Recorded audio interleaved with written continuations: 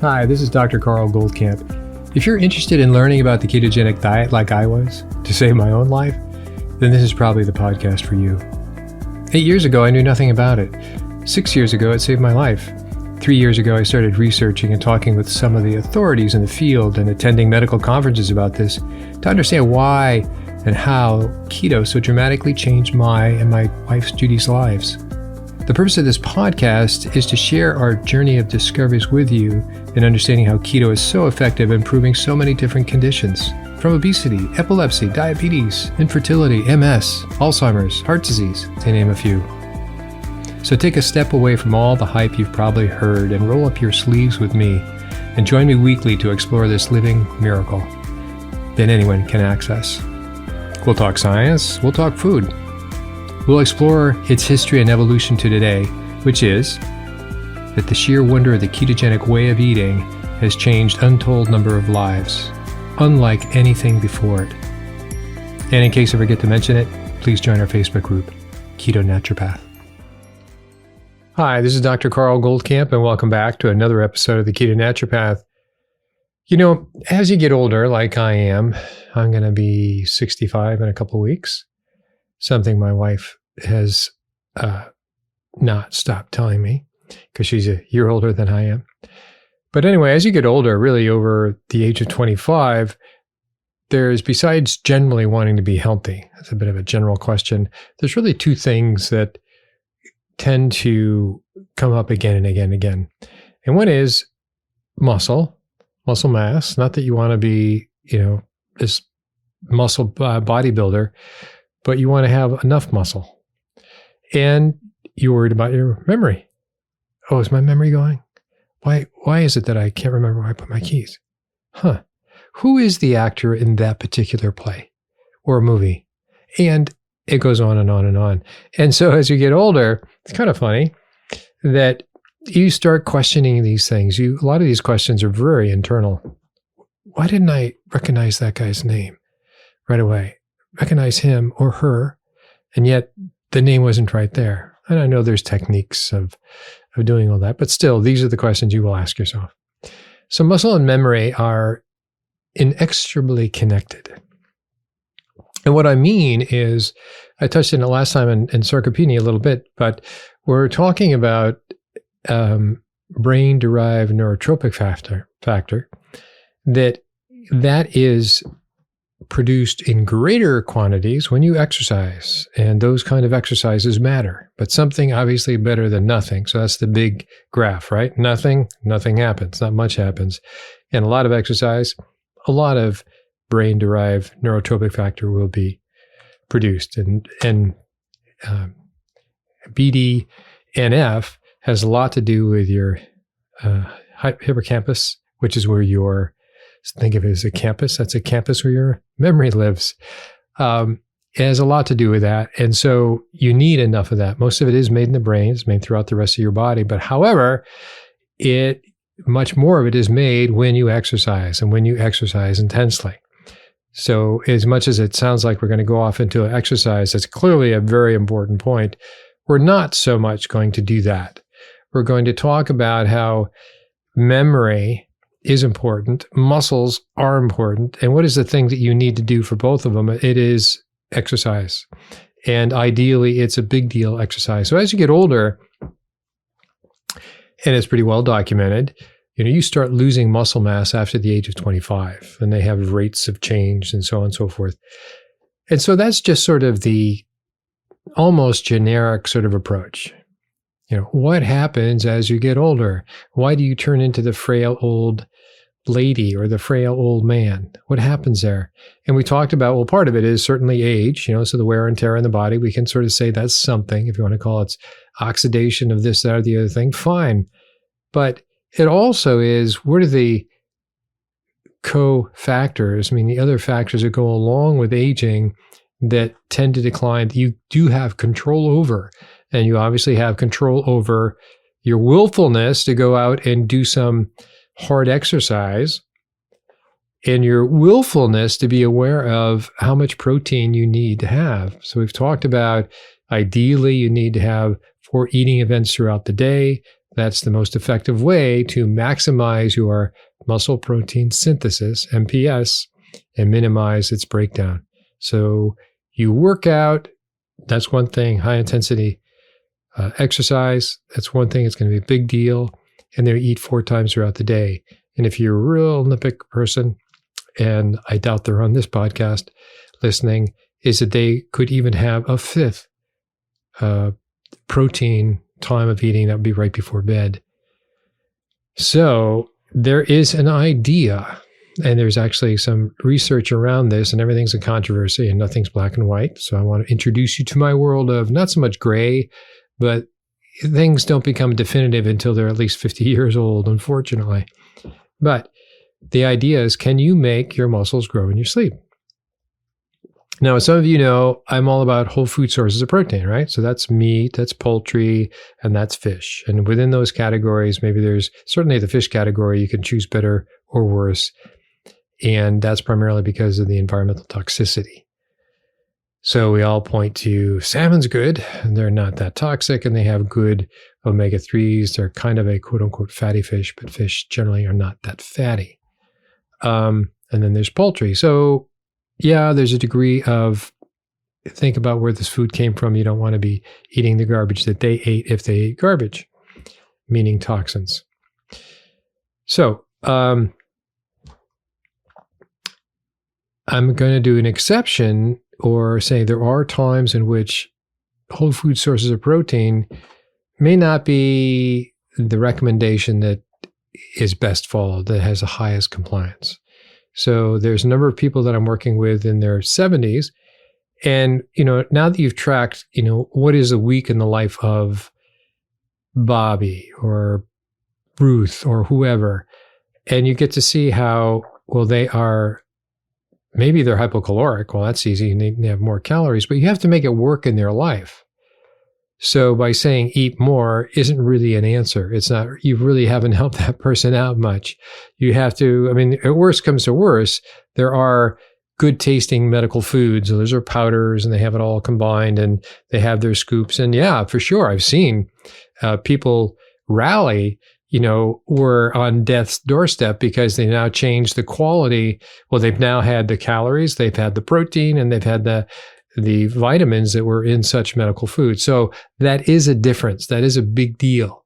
But when we pull back from those crises situations and just have real life, whole food sources of proteins are much better.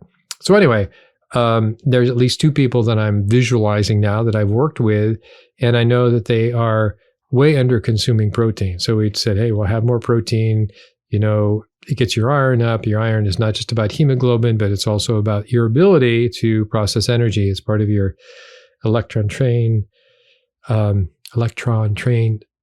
transport, excuse me.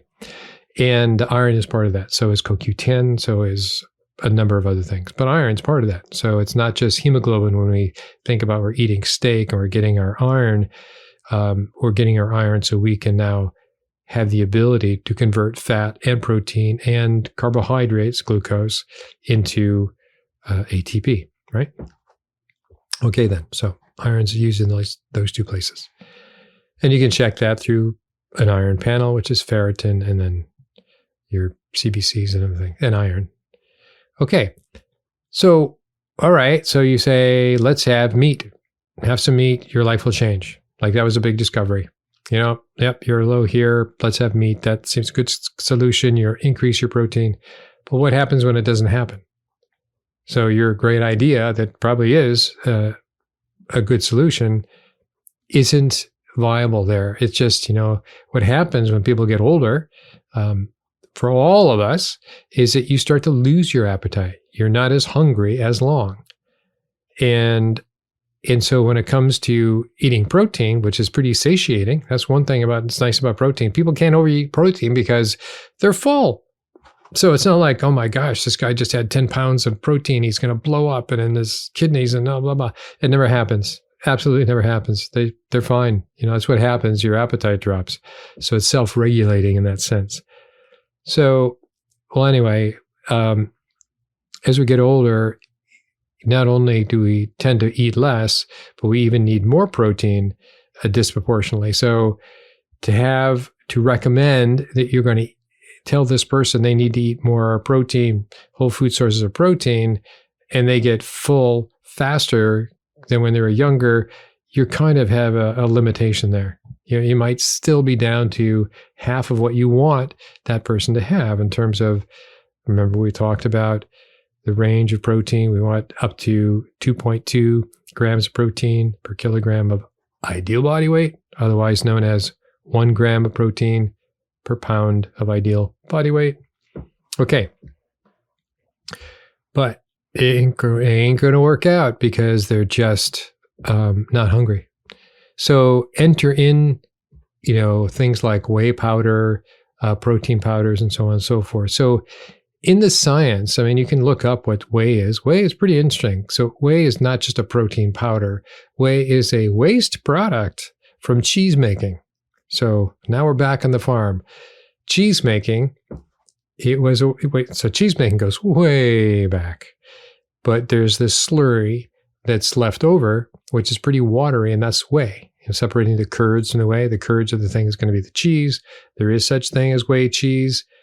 We've talked about it before. Having lived in Norway for a few years, you have Gudbrandsdal and you have Geitost, ekte Geitost, and it's delicious. It's delicious. So, but anyways, there's such a thing as whey cheese. But most cheeses in the world, like 99.9% of them, are the curds and not the whey. All right, then. So this slurry, what would they do with the slurry? And by the way, the concept of whey cheese is only in the last 100 years, I think, in Norway. And it is around Gudbrandsdal. They've made it famous and done very well. But so the slurry, they would take it out to the pigs and they would feed the pigs fresh whey, the whey of the cheese that they pulled out the curds. And so these pigs would, with their slop, right, they would eat this whey, and apparently pigs know fresh whey from not fresh whey, because once whey starts to spoil, they're not going to eat it. They're done. They'll walk away from it. So what is in whey? Whey is a lot of amino acids, of course, and a lot of peptides and so on. But what is kind of magical, what is special about whey, is that it has a fairly high concentration of an amino acid called leucine. Now, leucine, through the last 10, maybe 15 years, has been studied, and it's pretty interesting. It has an amino acid. It has one thing. So unlike in other aspects, we talked about essential amino acids, that's arguably 8 or 9 amino acids. Leucine is one of them. And leucine by itself has the ability to stimulate muscle protein synthesis. So leucine as itself, by itself. Obviously, you need all the other building blocks, right? So you can't live by leucine alone. But leucine is pretty amazing. So what they found to the idea of, as people get older, they're really worried about, they need to have enough muscle mass so they can walk down the street, so they can produce all the hormones that muscles produce, called myocrines, and can produce the brain-derived neurotropic factor, all the other things. So it needs to be a functioning little factory there. And if that factory, called muscle mass, doesn't have enough amino acids to build on a regular basis, right? MPS, muscle protein synthesis, then it's not going to be doing all the other things. You're not going to be getting the muscle hormones. You're not going to be getting brain-derived neurotropic factor enough to make a difference. And so it is a big contributing factor in dementia, in Alzheimer's, and you can sort of see it's a positive feedback. The more out of it they are, the less likely they're going to work out, the less muscle mass, and so on and so forth. So what do you do with the people that a conventional diet suggestion, as correct as it is, isn't working? Well, enter in, whey protein concentrates. And so the secret is, it's whey protein, ideally 20 grams of whey protein, with some extra leucine added in. Even though leucine is in whey protein, having extra leucine to the whey makes it even more effective. So whey is kind of a double-sided, two-sided sword, as they say, right? It has two particular problems. It's loved by bodybuilders. So bodybuilders have one goal. They want big muscles. That's all. They don't really care about insulin. They don't care anything else. They want big muscles. So they'll get big muscles.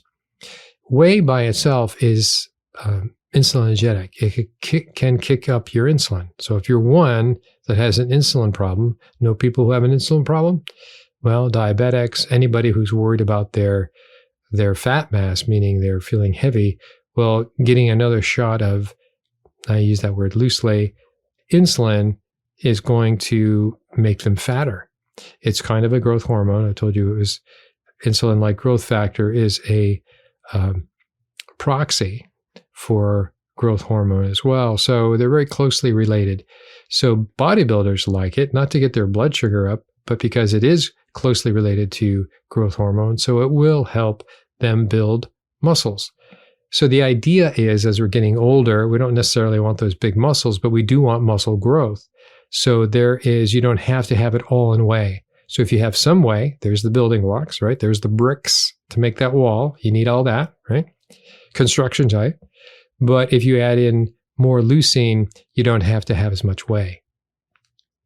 And that's kind of a secret. So if they lived only by whey protein with extra leucine for 4 eating episodes, well, if that's what you have to do, like if somebody's laid up in the hospital, then that's what you have to do. That is a big deal. That in the very least, will slow down muscle breakdown. So you've now stopped or slowed it down seriously. So the whole atrophy of muscle mass by somebody who's laid up in the hospital or somebody who can't get all this activity, right? Think of various disabled people. Well, at least you've kept their muscle mass from breaking down as much as it possibly would. So the idea is, and there's a number of research papers from 2010 forward, and some have been argued about it, depending on, everything's argued about. And the problem is, I don't have time to find out who did the good studies, who did the not good studies, but there's enough people that I follow that are muscle physiologists that reference other people's work that I buy it at that level, I believe. Borrowed authority, I guess you could call it. So for an older person, because the longest period of muscle breakdown happens when you sleep. So if you're sleeping for 8 hours or if you're sleeping for 10 hours, that's 10 hours that you haven't eaten protein, or assume most people haven't. So consequently, you're usually good after a couple hours after you've eaten protein, that it's going to build up and then it's going to come down and it's going to start breaking down. Well, if you have something like a whey protein drink, however you want to flavor it or not flavor it, but that would be one of the ways that you now can actually help build. And some studies actually say you can build, not so much you can stop atrophy. It's like a double negative. Stop the atrophy of muscle mass or the breaking down of muscle mass, because that's the longest period of time of inactivity and non-protein eating. Have some before you go to bed. And in that situation, it can help build muscle mass. So then the question comes, which every gym rat asks, okay, I eat protein, whole food sources of protein. Should I take a protein powder like you've just described, the whey and the leucine, to give my system an extra kick? No, the way it works is that if you get an adequate amount of protein, your body doesn't say, give me twice and I'll build twice as much. No, it goes, I've got enough. Thank you very much. The rest is either going to be dismissed, sent out, burned as fuel, but it needs what it needs. You can't pack it in there. So the only way you can pack it in there, so to say, is by working out. So high intensity training, creating the need, right? Type 2 muscle fibers are the one that are all about strength and they're not about endurance. And type 2, they're fast twitch, they expire quickly. So those are the ones that you're stressing to create a need to build more muscle mass. By creating the demand to build more muscle mass, you now require more, whatever your source of protein is going to be. So that's how that works. So you have a choice of creating your own demand, right? In the real world, saying that you can go to a gym and that you can do this. But if you're laid up, and we're all laid up at some point, if you're laid up and you can still eat, then make sure you got your protein. So a whole food sources of protein would be very beneficial then. But if you also cannot eat well for whatever reason, be it injury, be it you're seriously hospitalized, well, then in that case, clearly whole food sources of protein wouldn't be the way to go. And it would be basically whey plus leucine put in. And they actually are now starting in some hospitals to give what they call TPN, total parenteral nutrition, in which they put a port on your upper chest, I believe it's around the clavicle. So not my specialty, but they put that in. So therefore, that's how this person can now minimize, even though they're getting bed rest and their muscles are inactive, they can stop the atrophy and possibly even build muscle. So that's phenomenal. So the idea, and it's very new, I've been just really getting into protein and muscle mass and the factors in the last month or two, selfishly for myself, working out. How much do you have to work out? How much as I say, that's what led me to the door of why we primarily whole food sources of protein eaters with a minimal of anything else. But the other question comes up. So what's the difference between a whole food source of protein, the meat, the fish, the poultry, and a great protein powder drink, the whey plus the leucine? And you notice I say leucine, I don't say branched chain amino acids. Leucine is one of the branched chain amino acids, but you don't need the rest of the branched chain amino acids for muscle mass. So that's the difference. If you take them, it's not bad. You're getting more leucine. And that's basically what we're doing now, because there's not a lot of leucine-only products out there. So when I prescribe to older people, here's a whey product. We talk about the whey and the insulin and so on and so forth and what that might be like. So we're trying to minimize the whey need, and we do that by adding in more leucine. So anyway, back to the comparison of the whole food sources of protein versus whey powder, is that you're getting the fats. So as we did in a video, it's about to be coming out, is that when you see a chicken breast, a grilled, skinless, boneless chicken breast, and for 3.5 ounces of a chicken breast, that's going to equal about 30 grams of protein. 3.5 ounces, that's roughly around 100 grams. And so when you see a chicken breast, you have about 1/3 of the weight, I should say, is in protein. So 1/3 of the weight is in protein for a chicken breast. Another protein similar as well. But so what's the difference? Well, certainly water, right? But the fat that's in there too, that yes, I know you've trimmed off the fat, so there isn't conspicuous signs of fat there, but there is fat that's sheathed around the muscle, and that's part of all that. That fat, and ideally omega-3 fats that you certainly would get more in fish, but you get it in all those things, is that sensitizes your muscle to both glucose and insulin. So it makes it a better muscle responder. So that's a big deal. So that is the big difference. And so if one was just having, I really want to lose my fat, so they're just going to have protein powders, they possibly would be at risk for compromising neurological issues, because that's, your neurons are fat. And so they would have to take in the very least an omega-3 capsule, or however they're going to take it concurrent with that. And they'd have to worry about other vitamins and nutrients that also come in whole food sources. So the best source of, in my view, of all nutrition is liver. So whether it's calf's liver or adult cow liver, I'm not quite sure which is better. I know the calf's liver is more expensive and it tastes better, but I don't know if they're nutritionally that different And then, of course, there's egg yolk. So you notice there's a lot of fat there. For somebody who's like, oh, I want to lose fat, I don't want to have fat. Well, what they would do is have their protein and make sure they have their omega-3s. So that's how you can structure that. So the idea that you can make muscle mass grow in your sleep is possible. And I'll put down some of the studies, the links in the show notes. So in the very least, you can clip into those and do your own reading. And those will lead to other more recent studies, even, especially if they're listed on PubMed. You see the other studies that have cited the study that you're interested in, and then studies that have come out on that topic subsequent to that particular paper. So that is pretty neat.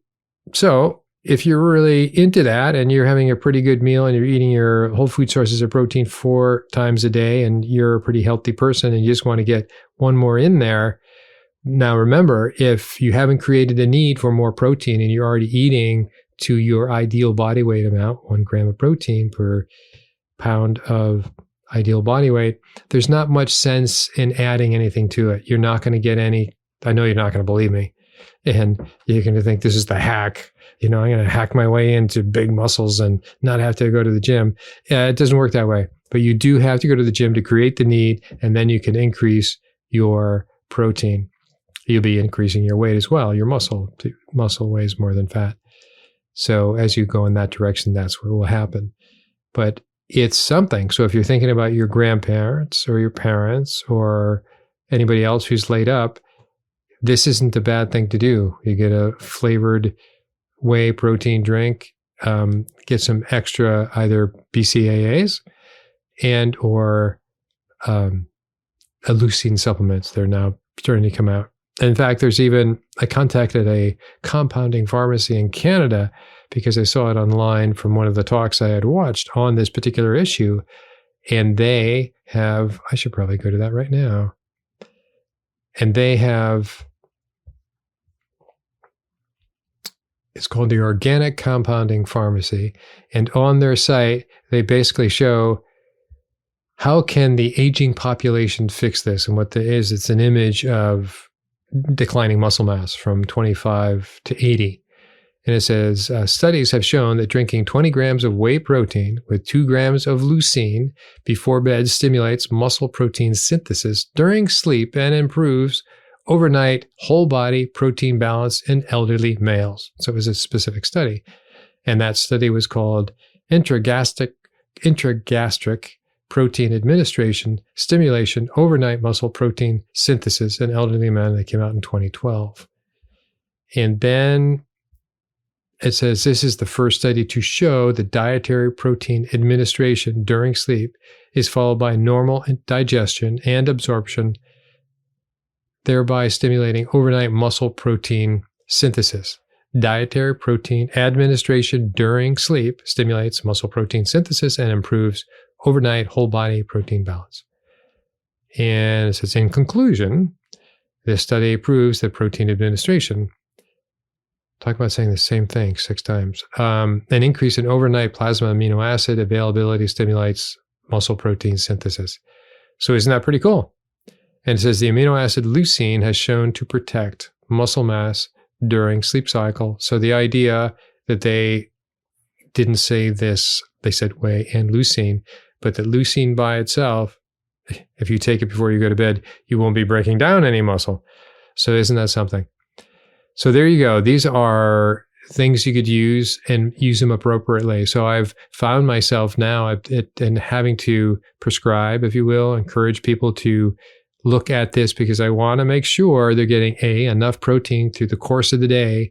And if they have to do it this way, 2 scoops of protein, and then they'll have meat with dinner or whatever they're going to have for their family, then that's not a bad way to do it. We've had a jerry-rig by protein, by whey powders and leucine and whole food sources of protein to get them up to adequate levels, per my perspective. And so it can make a big deal. And so now you have the protein and now you get the exercise going, you're going to find, mental stimulation change. So that's your BDNF, brain-derived neurotrophic factor. That's a big deal in terms of memory. So there used to be called a thing called muscle memory, which is basically dancers refer to it a lot, and certain athletes like pitchers and so on and so forth, that and quarterbacks, muscle memory, or you've done it so often.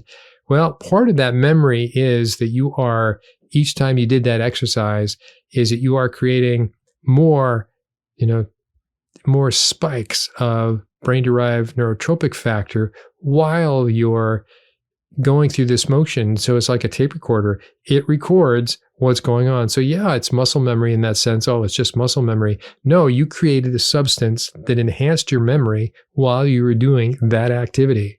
And so that's the thing that drove it home. That's how you collected and remembered, put on the tape, that particular activity.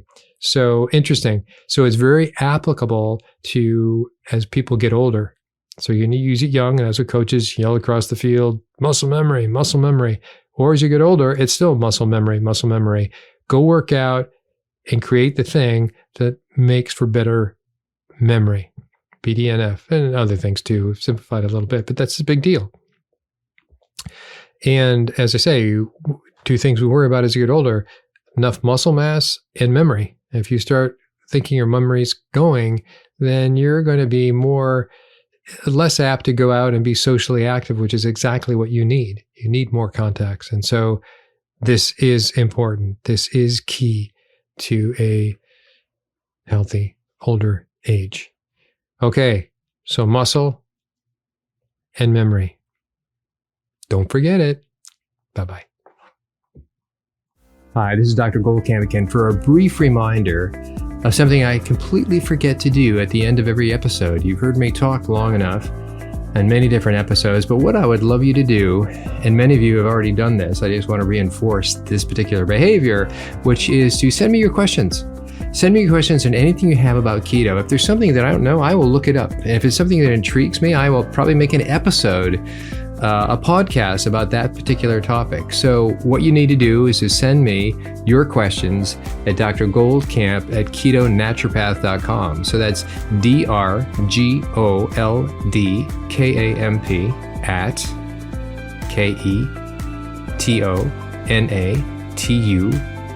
at KETONATUROPATH.com. drgoldkamp@ketonaturopath.com. Feel free to join our Facebook group, which is also ketonaturopath.com. That's been growing lately. You also have to answer a questionnaire should you choose to join. And I don't ask for your email. I ask that you follow our terms. I try to avoid advertising and the obvious interruptions of just a good Facebook group. So hope to see you at one place or other. Please send me your questions, and look forward to talking to you and getting to know you. Take care.